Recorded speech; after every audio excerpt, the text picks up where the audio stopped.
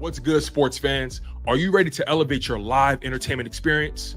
Well, let me introduce you to SeatGeek, an amazing platform that connects you to your favorite events while saving you money. With SeatGeek, you can easily find tickets for sports games, concerts, and so much more, all in one place. The interface is user-friendly, making it simple to browse and compare prices. And one of the best features is the interactive seating chart.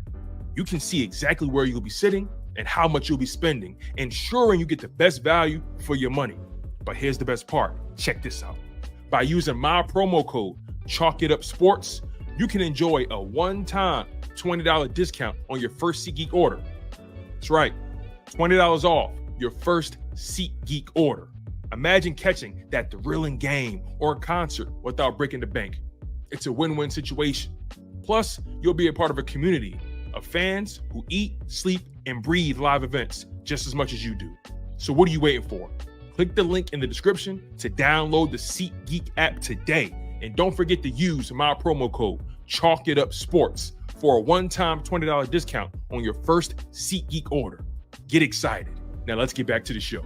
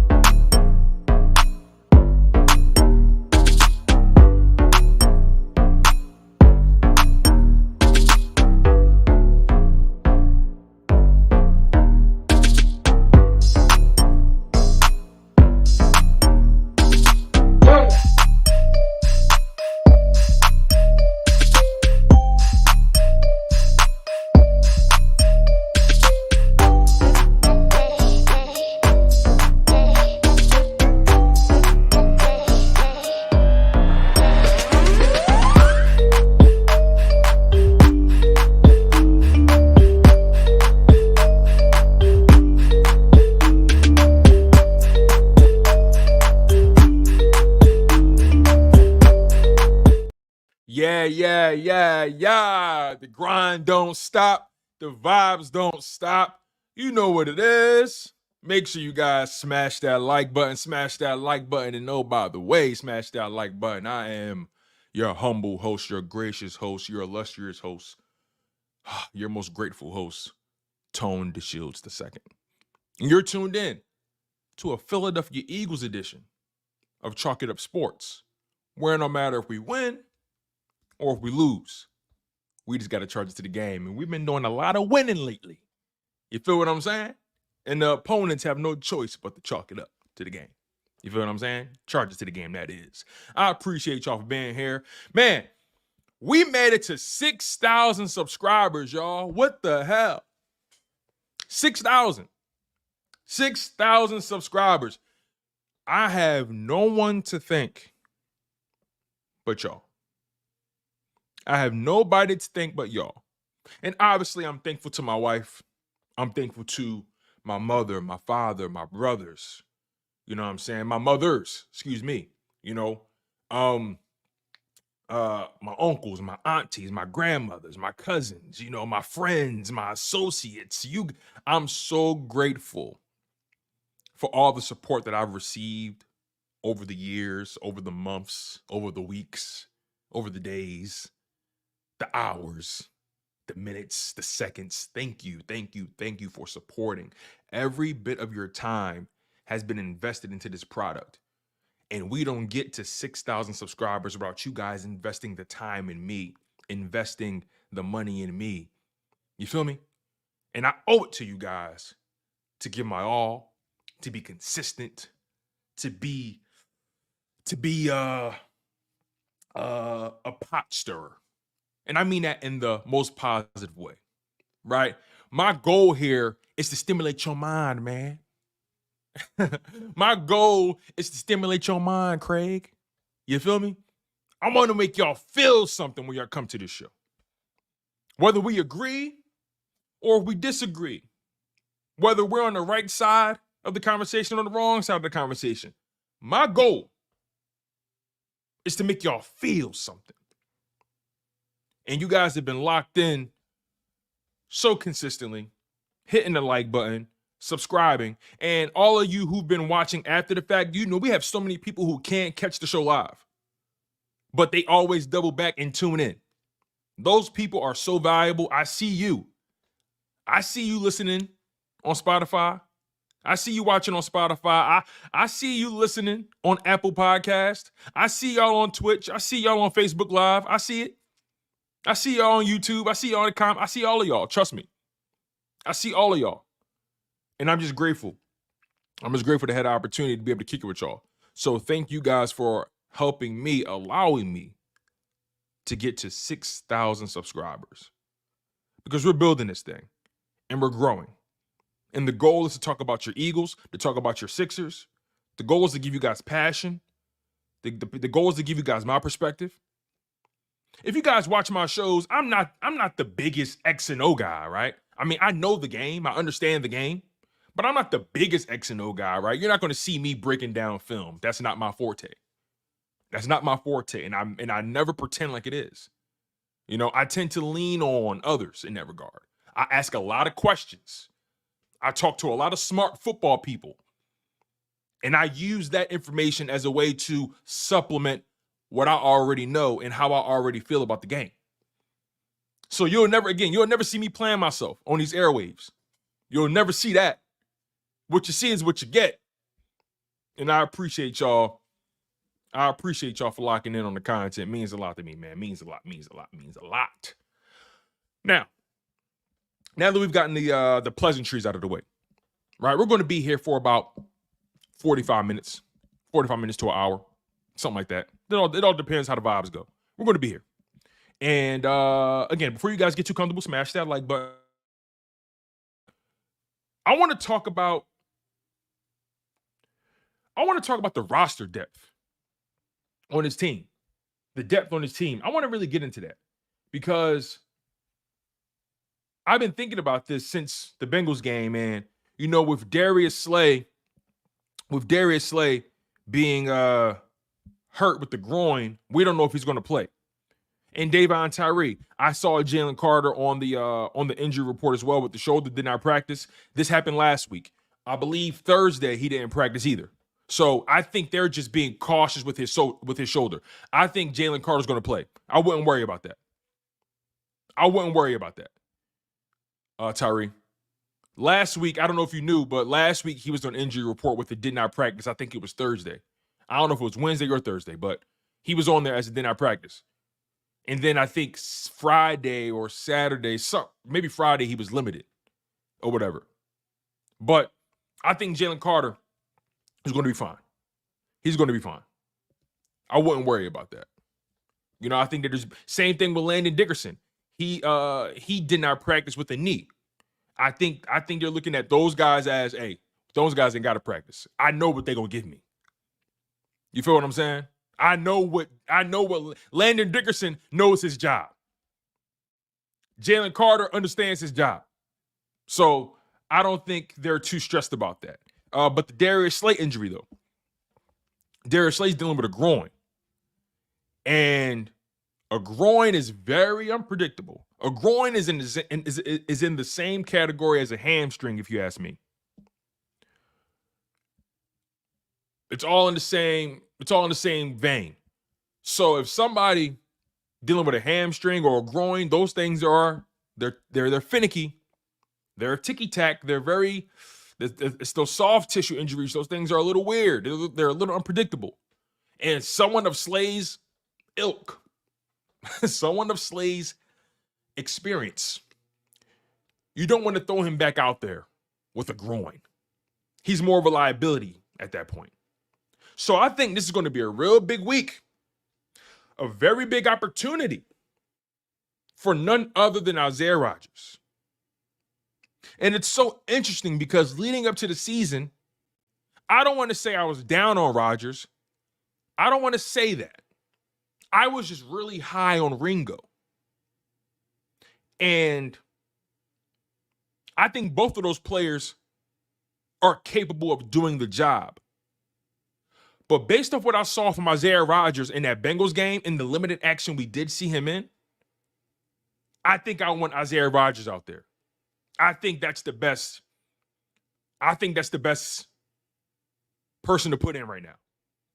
That's not a slight on Ringo. Isaiah Rodgers has momentum.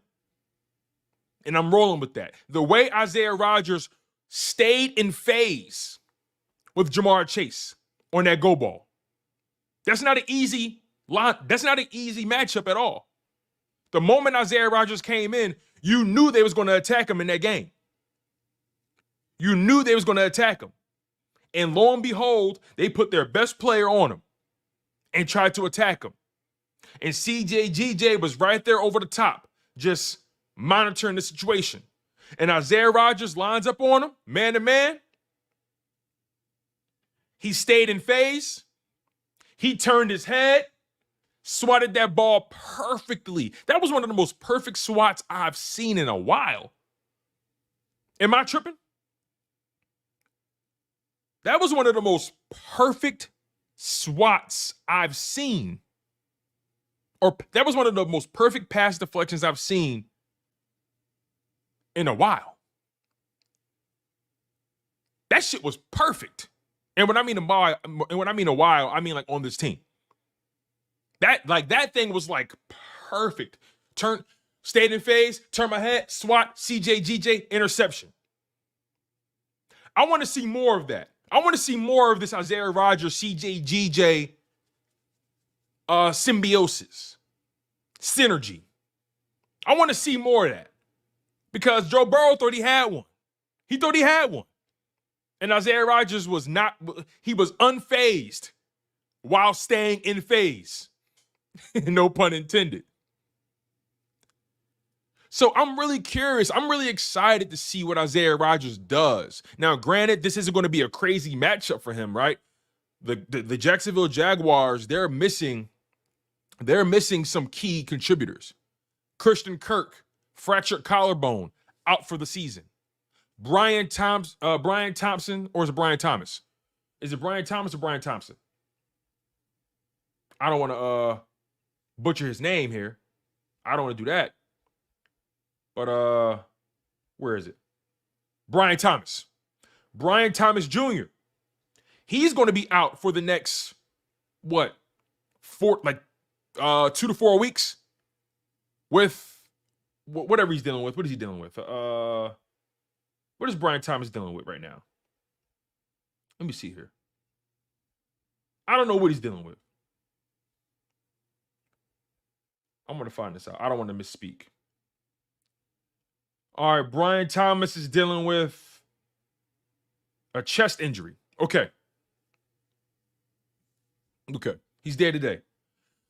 Says here he's questionable. He was a limited practice participant Wednesday. Okay. I just remember they said 2 to 4 weeks. That was the last thing I read. I know I'm not making that part up. Thank you, Infamous. I appreciate it, brother. Thank you. I know I didn't make that up, though. There was a report that he was to miss 2 to 4 weeks. That was a report. Nonetheless, it says here he's questionable. He's day to day. Limited with a chest or rib injury. But even then, though, how much of a factor can he really be under his present circumstances? Right? And he's a good player, by the way. He's a good player. That's one thing I don't want to get misconstrued. Brian Thomas Jr. is a good player. First round pick out of LSU. He can ball. He can ball. On the season, 33 catches, 573 receiving yards. That's in the top 10. 5 touchdowns. That's in the top 10. Averaging 17 yards of reception. He can get busy. 6'4", 205. He can get with it. But when you're the only guy out there, I know they have Evan Ingram. I have Evan Ingram in fantasy. He's been grinding my fucking gears. But you got Trevor Lawrence is going to have Brian Thomas Jr. and Evan Ingram at his disposal. I think he also will have Travis Etienne. I know Etienne is questionable with a hamstring. He was limited in practice on Wednesday.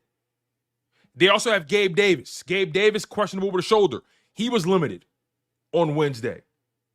So Gabe Davis, Travis Etienne, They got Tank Bigsby as well. He's questionable. Brian Thomas. They are dealing with some things right now. They are dealing with some things. They just traded their best left tackle. Christian Kirk's on IR. Trevor Lawrence isn't having a terrible season, but he isn't having the best. You know? So when you take all that into consideration, Isaiah Rodgers has a really big opportunity in front of him.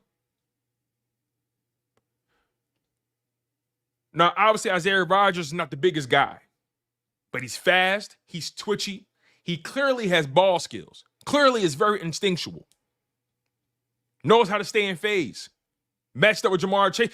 If you can handle Jamar Chase, hey, brother, I'll roll with you against anybody. Now, obviously, the game is never that simple. It's a little bit more nuanced and complex than that. I'm just trying to make a point that Isaiah Rodgers is gaining my trust. Isaiah Rodgers has an opportunity. He's on a 1-year deal with the Philadelphia Eagles. And I didn't watch him too much in Indy, but based off what my man Infamous is saying, he says Rodgers has been really good when I was a Colts fan, and he just never was healthy. And he couldn't stay away from FanDuel. But now he's healthy. He's not gambling anymore. Big opportunity for him. He can make some money. We don't know when Slay's coming back. We don't know. We don't even know if he's missing this game for a fact. I think he will. So if I'm the Eagles, I'm preparing for Isaiah Rodgers to be my starter. And I'm rolling with him, Quinyon, CJ, GJ, Reed, Blankenship, Cooper DeJean. And this goes back to my original topic, y'all. The roster depth. This is deeper than rap. The amount of depth the Eagles have at key positions is great. They have so much depth at corner. When you get beyond Quinyon and Slay, you got Isaiah Rodgers and Keely Ringo. And you got Cooper DeJean in the slot. And even though Avonte Maddox hasn't been great, you still got Avonte Maddox on the roster. You feel what I'm saying? I know Avonte hasn't been great. I know Avonte is not really in good gracious with us right now. But if you got Quinyon, Slay, and Cooper DeJean as your starters, and you got Keely Ringo, Isaiah Rodgers, and Avonte Maddox as your backups, that's not bad at all. And you got Eli Ricks on the roster. Roster depth is already showing its value for the Philadelphia Eagles. Already showing its value, especially on defense. And then, if you want to take it a step further, let's look at the safety position. You got CJ, GJ, and Reed Blankenship back there, right? Then you got Sidney Brown, and you got Tristan McCullum. I believe you got Tristan McCullum. I like Tristan McCullum, personally. I personally like Tristan McCullum. Now, obviously, Tristan McCullum is not a starter. He's really good on special teams. He's very physical. But again, the Philadelphia Eagles have some pretty decent depth. At that corner and safety spot. Now that begs the question, will Slay finish the season? I know a lot of you guys have been predicting that he won't. And I don't like making those kind of predictions because now we're talking about a player's health. I don't like making those kind of predictions. I don't want to predict someone's injury. But I think it is a fair question at this point because now, remember, there was a point where he went down with a knee injury and then he came back in the game. I think that was the Giants game, right? Or was it the Browns game? I can't remember. But he went down it was the Browns game. He went down with the knee came back in the third quarter. I think that was the game, the Browns game. So, boom. He already was dealing with the knee last season. He got it cleaned up, got it scoped. So, all right, he got hurt with the knee, came back the following quarter. He was good. And then now apparently he's tweaked his groin. And like I said, groin, hamstring, when you start getting into that, it's like, okay, you got to play. You got there's a balance. There's a balancing act with that sort of injury. And I'm not a doctor, but from watching this game enough and studying this game enough and paying attention to how hamstrings and groins are treated in this league, they're unpredictable. We seen how long A.J. Brown was out with a hamstring. We see that Jordan Mailata's on IR with a hamstring. Dallas Goedert with a hamstring. So again, Big Dog says, man, I pulled my groin twice in baseball. That shit takes forever to heal. Hey, he said it. He said it right there. Now, I've never experienced have I? Maybe I have, but didn't realize it. I don't know. I'll say this. When I ran the Broad Street run in Philly, when I did that, I'll tell you this, from top to bottom, I was hurting. My ass, my hamstring, my leg, my back, my neck, and my back. Everything was hurting when I ran the Broad Street run. Everything. I've never ran that far in my life continuously. And it took me a minute to get right. It took me a minute. Oh, my God. But, again, Slay, what are the odds he finishes the season? And again, Slay, he's got some miles on him. He got some miles on him. I like Darius Slay. I just don't know when he'll be back. And I just don't know if we have to keep our eyes open on the horizon if something else pops up with Slay. Now, I will say Slay has done a very good job of taking care of his body throughout his career. He's played the game with a lot of technique all throughout his career, hence why he's been able to last this long and be as effective. He's relied on technique rather than athleticism. And I expect Quinyon Mitchell, Isaiah Rodgers, Keely Ringo to adopt that mindset, to focus and hone in more on technique than rely on your athleticism. Quinyon Mitchell is a remarkable rookie for the Philadelphia Eagles right now. But as he gets deeper into his career, as he starts to make his way through this season as well, right? You want to start to see Quinyon Mitchell start to really develop his technique more and more and more. And he's with the perfect guy, Darius Slay, to make sure he got that right, got that set up. And he even mentioned how he studied Darius Slay in college before knowing he would be a Philadelphia Eagle. And he works with Slay a lot after practice, focusing on technique, things of that nature. So I think Quinyon Mitchell's in good hands in terms of his veteran leadership and picking up the good habits. But nonetheless, the roster depth on this team is in pretty good shape. Let's go to the defensive tackle position. Jalen Carter, Jordan Davis, right? Then you get behind them, Milton Williams, Thomas Booker, Moro Ojoma. You got depth there. And then BG is capable of playing inside as well. That DT position, that defensive tackle position is decent. It's actually pretty good.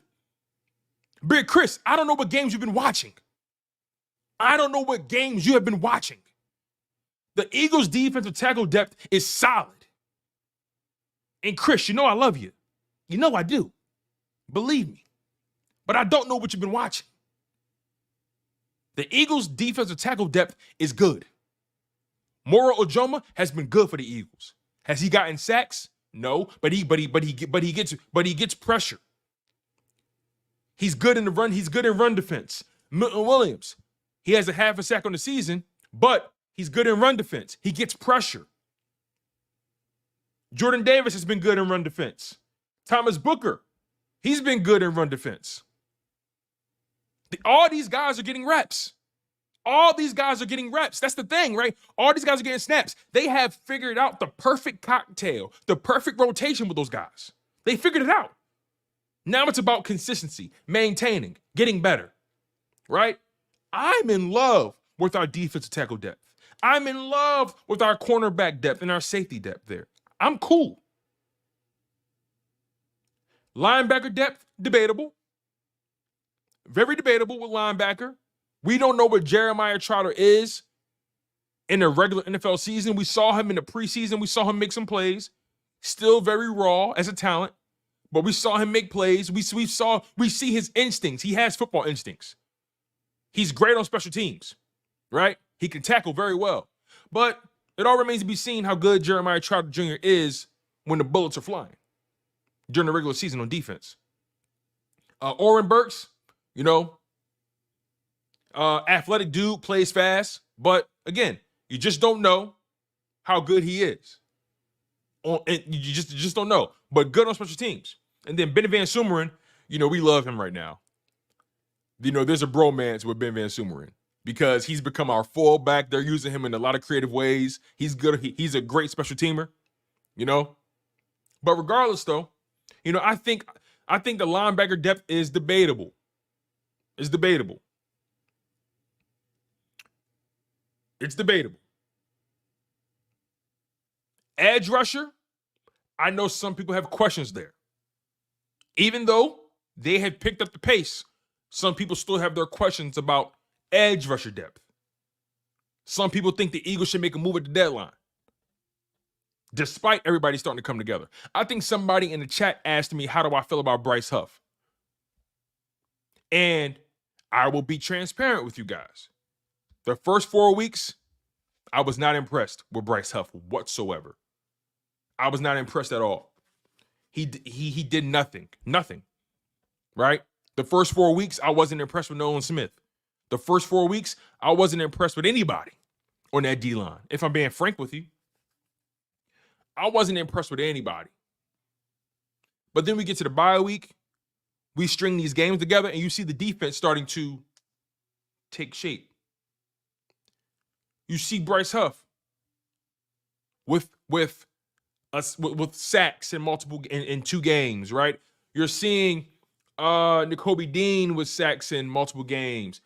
You're seeing Josh Sweat with sacks in multiple games. Nolan Smith, right? Jalen Carter, like these guys are starting to get in a bag a little bit. But the edge rusher depth, I know some people still have their questions. I know my man Big Chris has questions about the edge rusher depth. I know my man Big Chris does. You got Bryce Huff there, Brandon Graham, Josh Sweat, Nolan Smith, Jalix Hunt.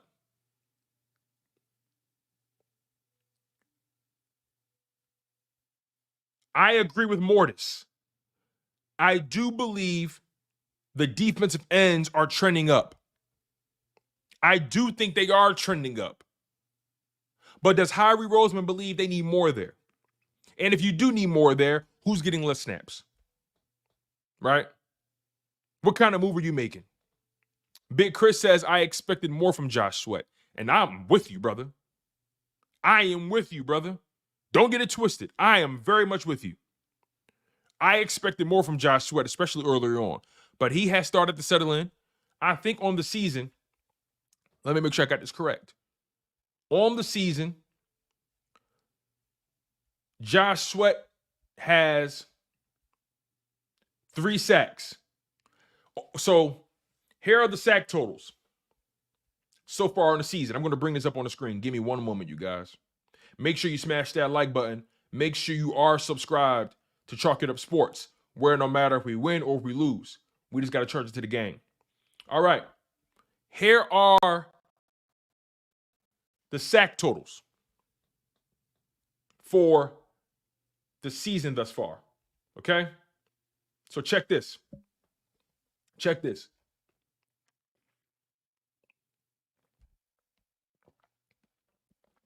Josh Sweat, 3 sacks. Jalen Carter, 3 sacks.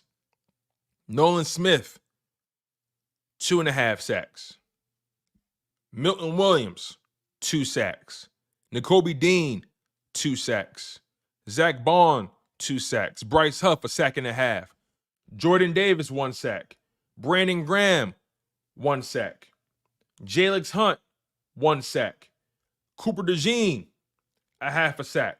Thomas Booker with 0.5 sack. So you're getting your sacks from a lot of different places. You're getting your sacks from a lot of different places. And I expected this. Remember, we talked about this in the offseason. Maybe no one's going to jump off the page and just dominate with a bunch of sacks, but maybe your sacks are going to come from multiple different places. Maybe your sacks are going to be schemed up, right? How creative can Vic Fangio be to create a pass rush, to create sacks, right? We talked about how the Philadelphia Eagles may not generate sacks in a traditional format or a traditional fashion. They're going to come from multiple places, right? You've seen a sack from Cooper DeJean. You've seen a sack from Zach Bond and Nakobe. You've seen sacks from so many different sources. And the Philadelphia Eagles are starting to come alive over these past few games from a defensive line perspective. So some people say, hey, they're trending up. I wouldn't make a drastic move at the deadline.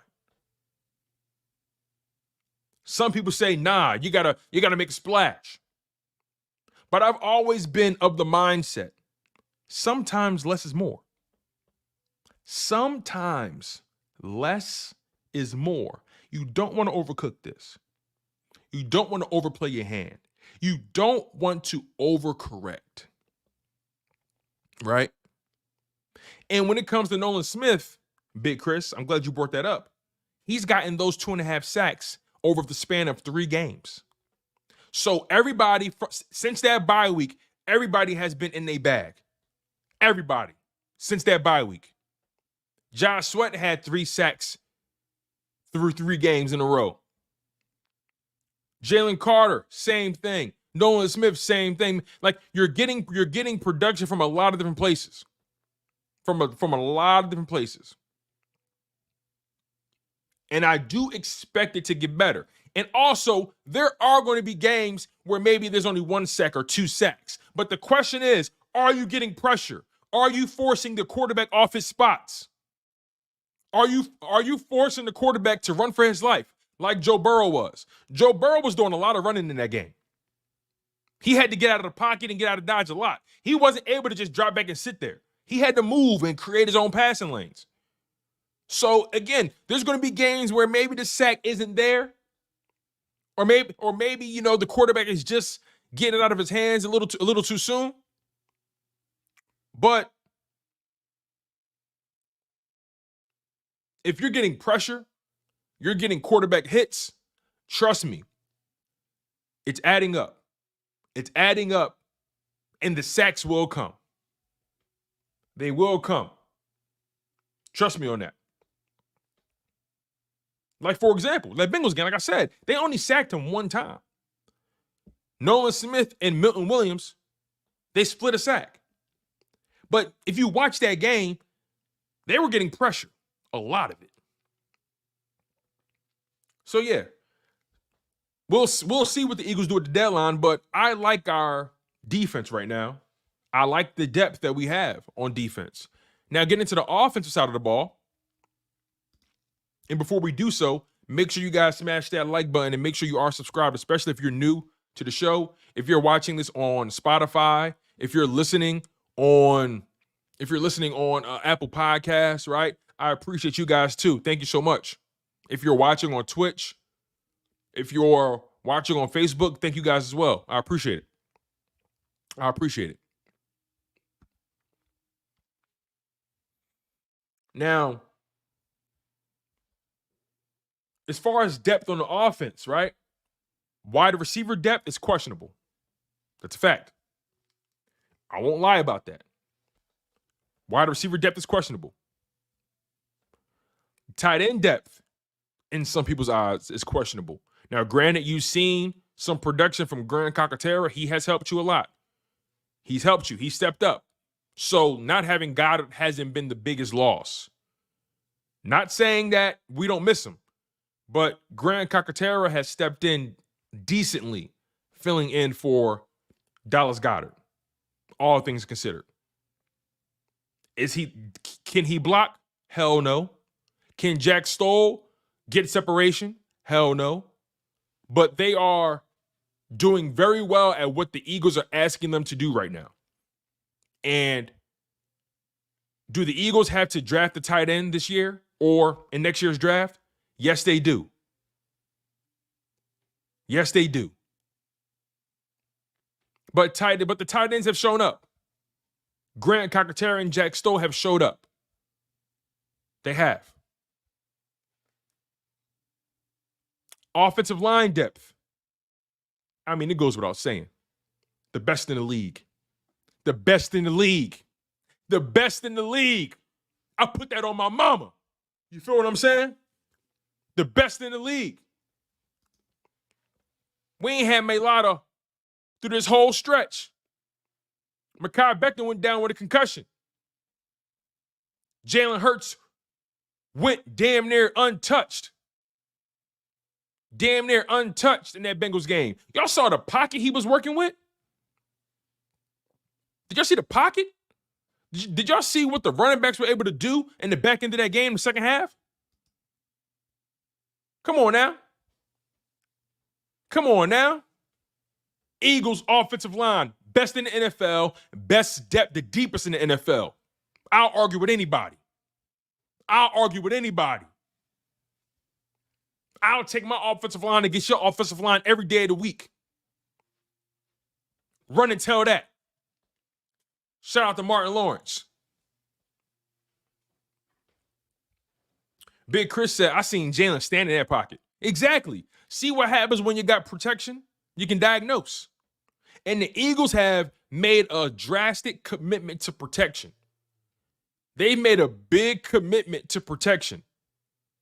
There was a play where you saw 3 double teams and you saw Lane Johnson on the island just blocking one guy by himself. That's crazy. Fred Johnson and Landon Dickerson was double teaming somebody. Let me make sure I got this right here. Lane Johnson was on the island. That leaves 3 guys, right? So I think Jack Stoll and Fred Johnson was on somebody, right? Landon Dickerson and Cam Jurgens was on somebody. And Tyler Steen and somebody else was blocking as well. I'm trying to remember how that situation went. But you saw 3 different double teams. 3 that the Eagles were able to accomplish. That's insane. So I'm betting on green, baby. I'm betting on the Philadelphia Eagles offensive line every day of the week. Roster depth. Like I said, the Philadelphia Eagles roster depth is in a good place, especially in key positions. Jig Money says Calcaterra and Stoll. I just got finished talking about them, but I'll talk about it again. Although Grant Calcaterra is great in the passing game and he can't block, and although Jack Stoll can block very well, but he can't really get separation, I feel like those 2 gentlemen have been maximizing their opportunities and playing very solid, filling in for Dallas Goedert. Obviously, Goedert is your most versatile tight end, and I think the Eagles do need to draft a tight end in the upcoming draft.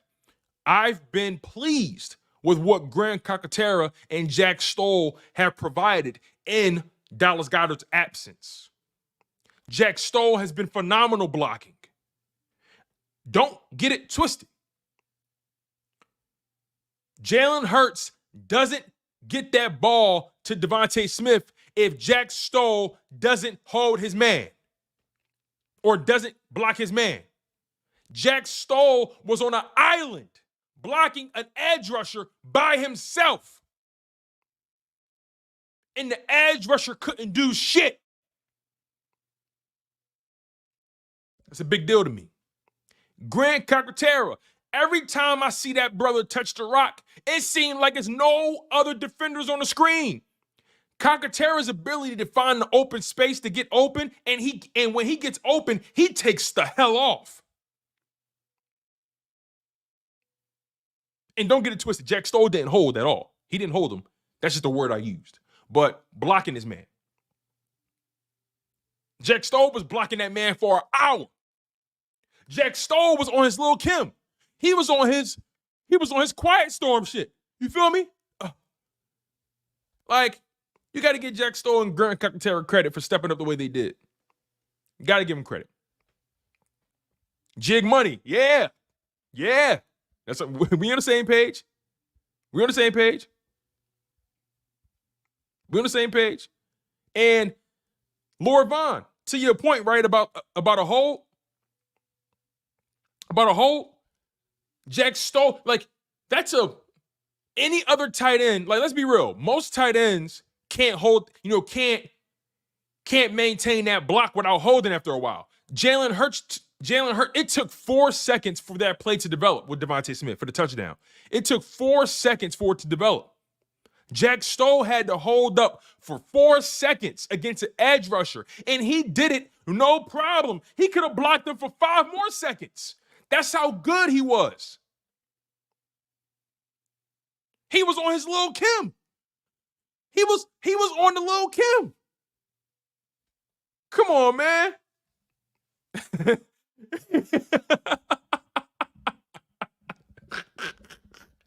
If you don't know, Google it.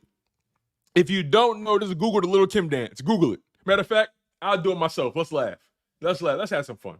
Fuck it. Let's laugh, y'all. Let me see if I can find it.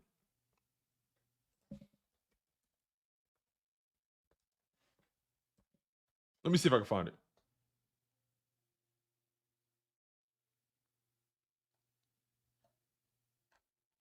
Where is it? Here it is. Here it is. Yo, check this. Check this. Oh my God, check this.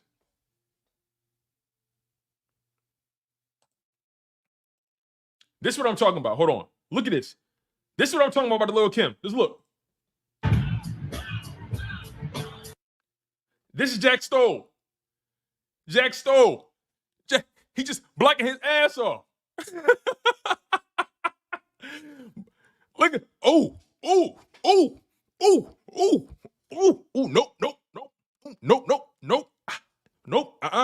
nope, you can't get past me. Nope, you can try. You try. You can't. Shout out to the Queen, Lil' Kim. Shout out to the Queen, Lil' Kim. You feel me? Shout out to the Queen. Shout out to the Queen, Lil' Kim. Jack Stoll did his best Lil' Kim impression. You feel me?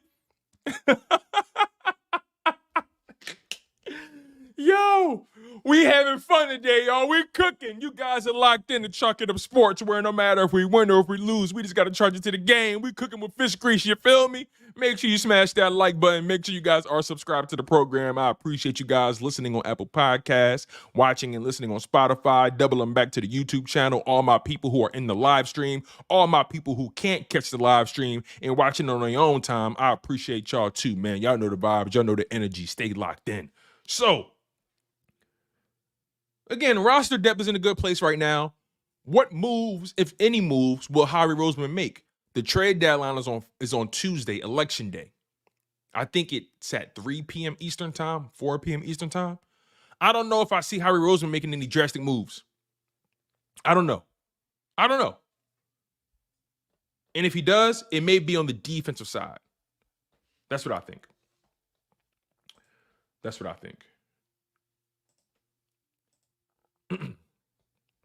All right, let's see. Let's see where we are. Let's get to some of your comments here. My man Gatekeeper Coley says it feels so good to be able to laugh, bro. Bro, who you telling? Bro? Those first 4 weeks we was wound up tight, wasn't we? The Philadelphia Eagles had us wound up tight. You know what I'm saying? Yo, it's so funny, right? I want to say after that Buccaneers game, my back started hurting. Like bad. Like my lower back started hurting. I swear I'm not making this shit up. Like throughout that 4-week span, my back was bothering me. I'm like, yo, what the hell's going on? I try to stay active. I try to eat well. I try, But I'm like, damn, like, why do I feel tight? I'm taking the leaves and shit, Advil, whatever the hell it is. I'm taking all that. Like, dang, I'm stretching. I'm lifting. I'm trying to get my body right. I'm going on my daily walks with my dog, and I'm jogging. I'm trying to make sure I'm right. And I'm like, damn, I'm wound up tight. And all of a sudden, we start winning, Coley. We start winning. And all of a sudden, I start getting a little looser. You know what I'm saying? The sun starts shining a little brighter. And the food start tasting a little better. You feel what I'm saying? Do you feel what I'm saying? You know what I'm saying? A woman's touch feel a little bit better. You feel what I'm saying? Do you feel me? I'm sorry. Yo, Mortis, pause, brother. Pause. Flag on the play. Flag on the play, yo. Flag. Unnecessary roughness, brother. Unnecessary roughness. Personal foul. Personal foul. Oh, my God. Yo, K. Orrick said, hey, yo, what's going on, man? Lord Vaughn says, we cannot sleep on the Jaguars. Green Bay's a top team and only won by 3. We got to focus. Hey, I ain't got to play. But I feel you, Vaughn. I feel you. You don't want to go into this game. Guard. Shout out to my man, Ha Davis. Oh, my God. But Lord Vaughn, all jokes aside, hey, listen, y'all, hold on, wait. Let's bring it back. My man Vaughn want us to take this a little bit more serious. And I appreciate Vaughn. For trying to reel us in. Vaughn, listen, Lord Vaughn is all business, and I ain't mad at him. He all business. But I think they know what's up. I think they understand the assignment. I think they've gotten to a point where they're like, no, we got something right now. And we not going to overthink this at all. We going to punch them in the fucking mouth and go home. Simple as that. So, Vaughn, I hear you. Dank Bergang brings up a good point, though, Vaughn. Tell me if you agree or disagree. With what Dank just said. He says, I trust this team has done the work. They know what's up. Do you guys believe they've done the work? And the reason I agree with Dank is because what they've been through the first 4 weeks. What they've been through the first 4 weeks has put them in this position. I think they understand how easy it is for things to get away from you. And also, when you start a season 10-1 and then you lose 5 of your final 6 games, oh yeah, I think you understand the assignment from now on, and you know how easy it is for something to slip away from you. I don't think this team will ever let that happen to them again. That's just my opinion. So that's where I'm at with that. Big Chris says, I don't listen to people calling themselves Lord anything. You out of pocket. TK Washington says, yeah, I don't think we see any trap games with this team. Yeah, my man Bill Colarulo was talking about it on 97.5. And by definition, it is a trap game. It has all the makings of a trap game, for sure. It has all the makings. That's a fact. And all of it. But I think they take care of business.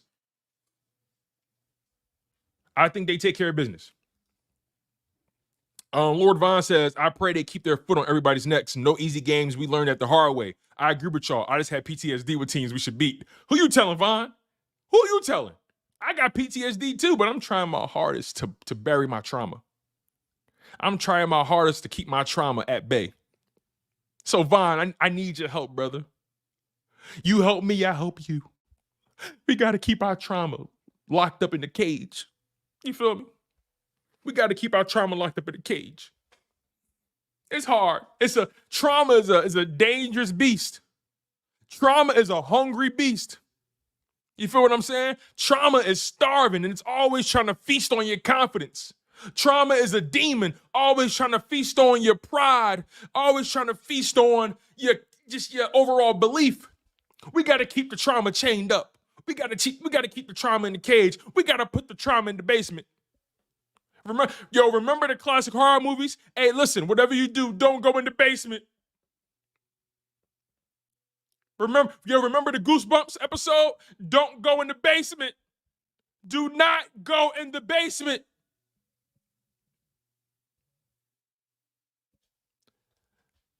I think we're going to take care of business, though. I think we will take care of business. Let me read a few more of your comments, and we're going to get out of here. Man, oh, man. These shows are starting to become more optimized. We're starting to get in and get out. We're having fun. Because you guys know I do multiple shows a day for the most part. On average, I do 2 shows a day. Sometimes I do 3, depending if I got a link-up episode, with Simone and LB. Shout out to the crew. So you guys know I do multiple live streams a day. So I've been trying to optimize my time, work smarter, not harder. You feel what I'm saying? So my live streams are typically an hour, 45 minutes to an hour. Every now and again, we may go an hour and a half if the vibes are perfect, right? As you can see right now, like we're 51 minutes deep, and it doesn't even really feel like it. But regardless, though, I want to try to, again, optimize these, these shows and give you guys high quality instead of just trying to stay on here. I want to give you guys quality shows, quality conversation. Because you ever watch a live stream and you can tell it's starting to wear thin? You ever watch, and I'm not taking any shots at anybody, but like you ever watch a live stream and you can tell like, okay, you're just rambling now. You're just talking now. You're just trying to, you're digging. So I want to try to make these a little bit more potent. That's the goal. I want these shows to be more potent. You feel what I'm saying? And also, it's just me. Hosting it's not easy hosting an hour show by yourself. It's not easy. But you have fun with it. And you work with what you got. And honestly, you guys make it easy. I'll tell you that right now. You guys make it easy. For sure. So yeah, keep smashing that like button. And by the way, y'all, make sure you smash that like button. KGK says, Howie and Jeffrey done told Nick to run the score up. They want to get Doug fired. It's personal. Yo, Doug Pederson, man, what the hell? What the hell, Doug? Hold on. What's going on with the Jaguars, bro? What's going on?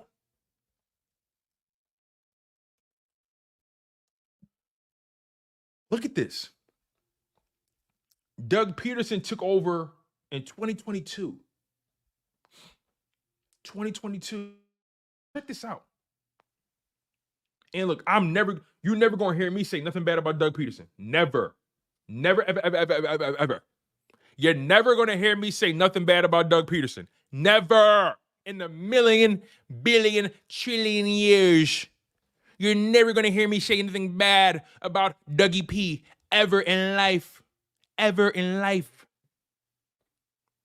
But, damn, Doug, you won the division in 2022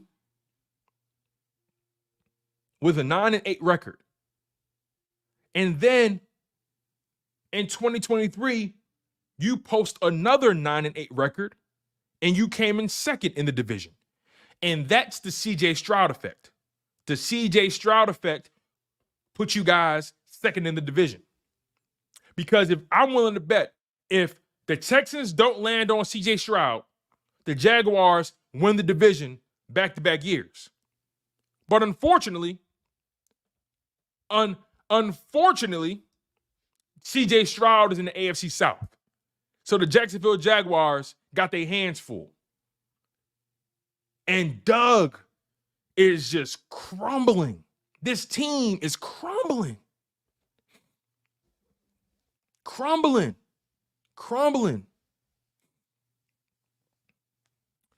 Infamous, you know I got you, bro. I definitely want to pick your brain when we play y'all. You're going to be on the show. So make sure you're ready. It's going to be cool. It's going to be fun. And it's going to be productive. You know what I'm saying? It's going to be productive. We're not going to beef. We're not going to talk trash. Maybe a little. But we're going to keep it productive. No. Listen. Y'all, I promise you, Infamous is actually a good communicator. Infamous is actually a very good communicator. Trust me. I've had him on the show before. He's a good communicator. Trust me. He's not gonna come on. He's not gonna come on and act the. He really watches the games. He's really a football guy. Trust me. K. Gordon said, "I'm bullshit. I'm bullshit." Oh my God! He said, "I'm bullshit." No, he said, He said, "Hey, it's all love, brother. It's all love. It's all love." It's like, no, but yeah, for sure. Oh man, but yeah, I don't know what's going on with the Jags right now. I was high on the Jags. I was bullish on them, and they just haven't been good. Like for Doug to finish 9-8 2 years in a row, and now they're 2-6. Is this who Doug is? Is this who Doug is?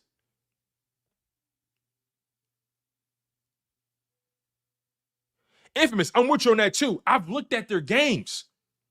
Look at this. I've looked at the Jags. Games, and I'm trying to figure out, y'all, what's going on? Where is it? There it is.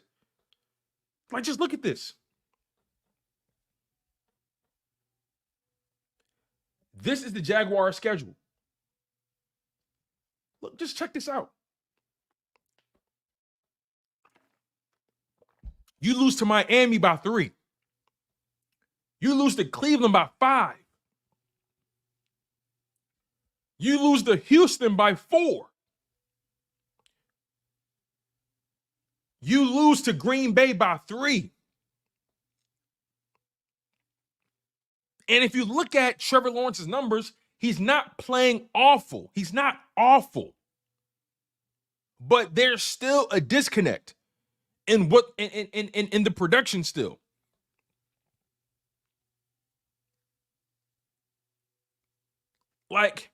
And honestly, I felt like they invested in the roster pretty well. You brought in Christian Kirk, you brought in Gabe Davis, you brought in Evan Ingram. Those aren't bad players. You drafted Devin Lloyd. That's not a bad player. It's not.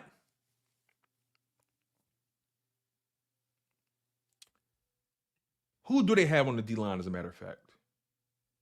Who do they have? I got to check that out. I got to double check. But I just didn't think that they would be this bad. I didn't think they would be this bad.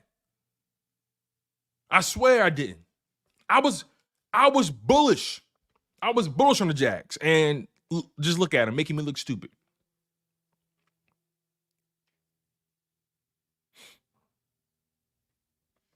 They make me look stupid. Let me go to their depth chart real quick. I'm going to look at their roster. Let's see here. We got here. All right, so let's see. This is their offense. Obviously, Trevor Lawrence, Etienne, Tate Bigsby, Brian Thomas, Gabe Davis, Parker Washington. Christian Kirk is out, but, the roster, Evan Ingram. They traded their left tackle. So they're weaker on the offensive line now.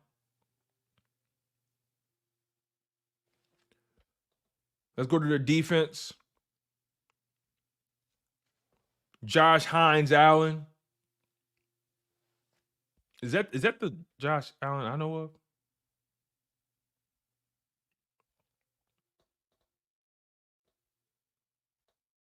Okay, that is him. Okay, I wanted to make sure that was the Josh Allen I know of. All right. Anyway, you still got Josh Allen. You got Eric Armstead. You got Trayvon Walker. You got Devin Lloyd. Chad Muma. Andre Cisco. They got some players. They got some players.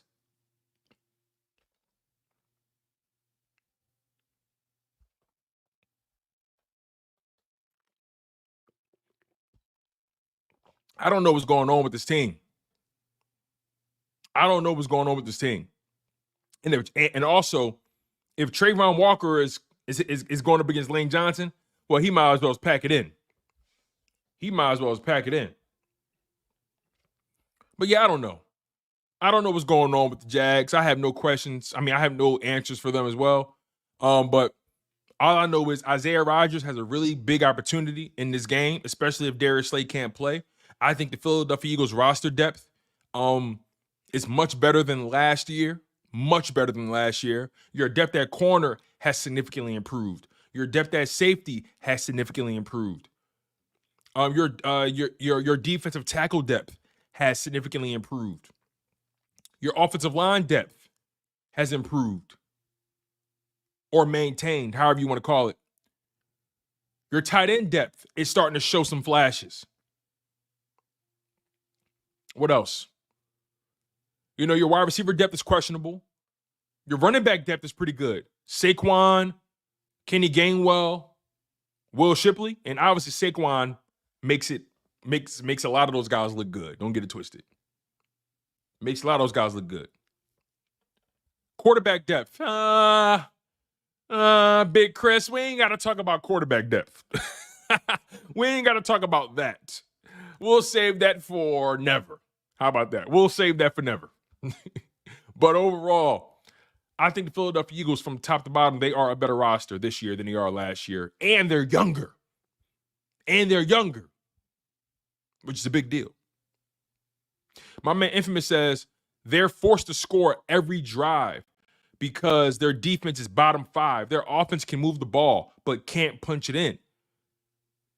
They're middle of the pack in that which isn't enough to overcome a bad defense. And that's a recipe for disaster. That's a recipe for disaster. Your defense sucks and your offense is middle of the pack. Something has to carry something. And the offense isn't explosive enough, isn't good enough to carry that bad defense. And the defense isn't good enough to be able to hold a lead or get it stopped. So there we go, man. There we go. How many rushing yards are they giving up a game? How many rushing yards are they giving up? Let me check the NFL stats. Let me bring this up on screen again. How many rushing yards are they giving up? Let's see. I love this website, by the way. Team rankings. It makes it so much easier.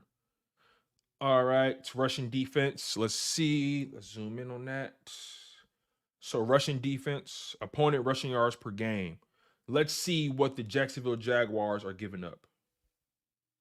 Okay, so Jacksonville right now, look, this is opponent rushing yards per game for the 2024 season.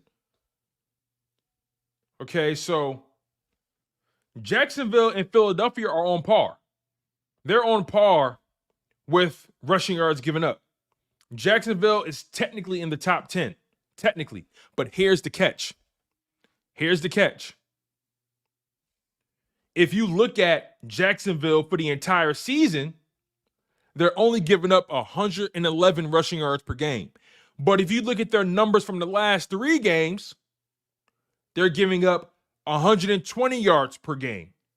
If you're going off their previous game, they're giving up 170 yards. They gave up 170 rushing yards in their last game. 170 yards in their last game. Their rushing defense has gotten progressively worse each and every game. Their rushing defense, that is. They're giving up 131 rushing yards at home, but they're only giving up 98 rushing yards on the road. So could this be a situation where their run defense steps up in Philadelphia? It's a possibility. It's a strong possibility. But nonetheless, they're inconsistent. Now, how many passing yards are they giving up a game? Let's find that out before we get out of here. Passing defense, opponent passing yards per game. All right. Let's see what we got. Let's get this ad out the way for one. All right. Boom. So this is opponent passing yards per game. All right. Wow, Tennessee's defense is good. Like, really good. Shit. Anyway.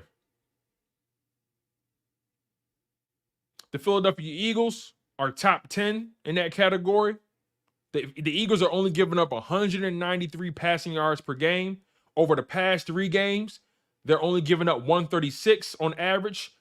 In the previous game, they gave up 222, and I can live with that, especially knowing it's Joe Burrow. At home, the Eagles are only giving up 188 per game. On the road, they're giving up 196. Not bad. In comparison to 2023, where they were giving up 255 passing yards per game, which was awful. Let's find Jacksonville.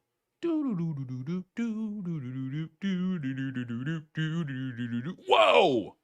Jacksonville has arguably one of the worst passing defenses in the NFL. And damn, I didn't know Baltimore's pass defense was that bad. They're giving up damn, Baltimore, what's up?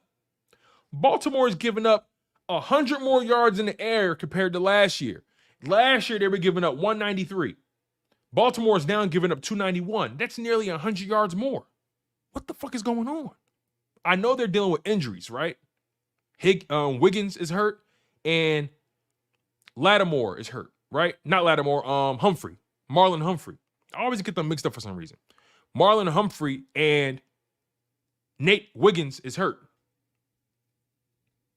But they've been like this all year, though, which is crazy. And then Jacksonville was 31st, giving up 271. Damn. That's awful. Awful. And Washington is giving up 6 or giving up 186. That's really good. That's really good.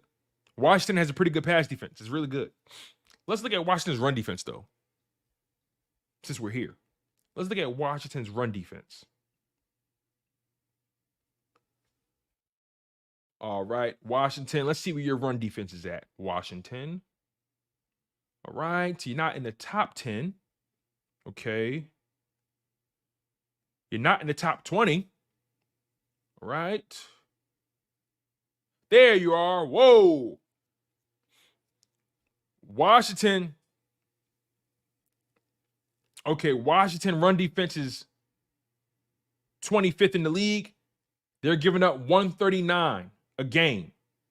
My man Infamous says, hey, don't let Washington's pass defense fool you. It's not good. It's not good. That's what he's saying.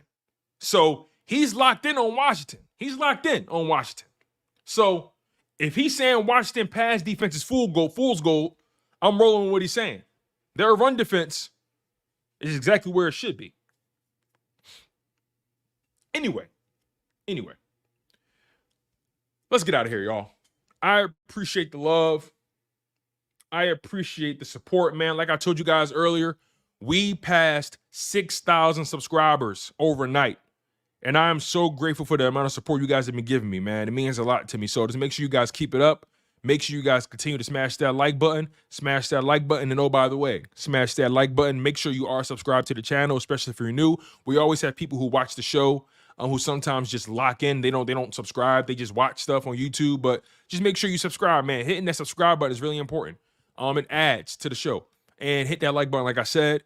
On top of that, if you guys are listening on Apple Podcasts, if you're listening or watching the show on Spotify, thank you guys so much. It means a lot to me. Even if you're watching the show later on YouTube, right? It means a lot to me. So thank you guys so much for supporting the show in every way possible. Thank you guys for watching it live on YouTube, on Twitch, on Facebook. Thank you guys for watching it after the live stream ends on Apple Podcasts and Spotify. And just so you guys know, whenever the live stream ends,